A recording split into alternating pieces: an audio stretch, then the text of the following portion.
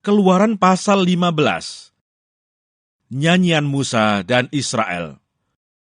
Pada waktu itu Musa bersama-sama dengan orang Israel menyanyikan nyanyian ini bagi Tuhan yang berbunyi, "Baiklah aku menyanyi bagi Tuhan, sebab ia tinggi luhur, kuda dan penunggangnya dilemparkannya ke laut. Tuhan itu kekuatanku dan mazmurku, ia telah menjadi keselamatanku. Ia Allahku, kupuji dia. Ia Allah Bapakku, kuluhurkan dia. Tuhan itu pahlawan perang, Tuhan itulah namanya." Kereta Firaun dan pasukannya dibuangnya ke dalam laut. Para perwiranya yang pilihan dibenamkan ke dalam laut teberau. Samudra raya menutupi mereka, ke air yang dalam mereka tenggelam seperti batu. Tangan kananmu Tuhan mulia karena kekuasaanmu. Tangan kananmu Tuhan menghancurkan musuh. Dengan keluhuranmu yang besar, engkau meruntuhkan siapa yang bangkit menentang engkau. Engkau melepaskan api murkamu yang memakan mereka sebagai tunggul gandum. Karena nafas hidungmu segala air naik bertimbun-timbun, segala aliran berdiri tegak seperti bendungan. Air bah membeku di tengah-tengah laut.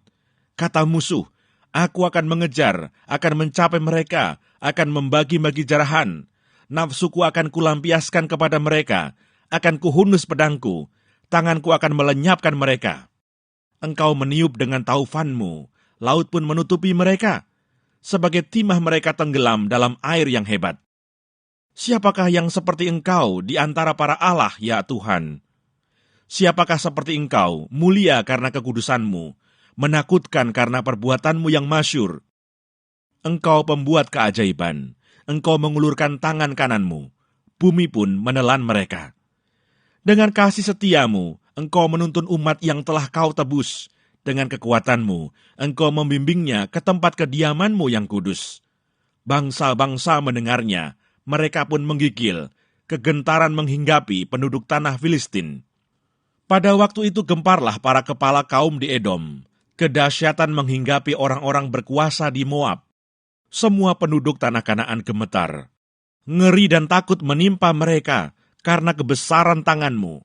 Mereka kaku seperti batu, sampai umatmu menyeberang, ya Tuhan. Sampai umat yang kau peroleh menyeberang.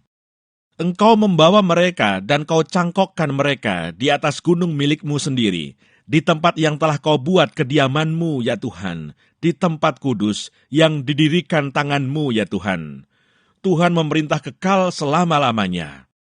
Ketika kuda Firaun dengan keretanya dan orangnya yang berkuda telah masuk ke laut, maka Tuhan membuat air laut berbalik meliputi mereka, tetapi orang Israel berjalan di tempat kering dari tengah-tengah laut.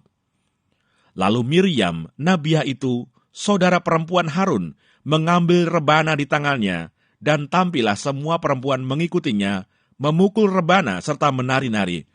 Dan menyanyilah Miriam memimpin mereka. Menyanyilah bagi Tuhan, sebab ia tinggi luhur. Kuda dan penunggangnya dilemparkannya ke dalam laut. Di Mara dan di Elim.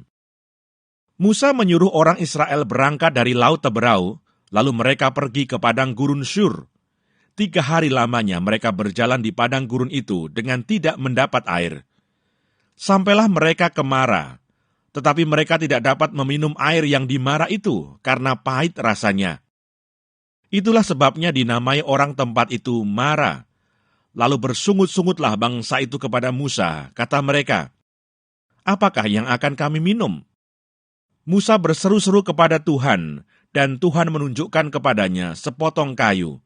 Musa melemparkan kayu itu ke dalam air, lalu air itu menjadi manis. Di sanalah diberikan Tuhan ketetapan-ketetapan dan peraturan-peraturan kepada mereka, dan di sanalah Tuhan mencoba mereka. Firman-Nya, "Jika kamu sungguh-sungguh mendengarkan suara Tuhan Allahmu, dan melakukan apa yang benar di matanya, dan memasang telingamu kepada perintah-perintahnya, dan tetap mengikuti segala ketetapannya, maka aku tidak akan menimpakan kepadamu penyakit manapun yang telah kutimpakan kepada orang Mesir. Sebab aku Tuhanlah yang menyembuhkan engkau." Sesudah itu sampailah mereka di Elim. Di sana ada 12 mata air dan 70 pohon kurma, lalu berkemahlah mereka di sana, di tepi air itu.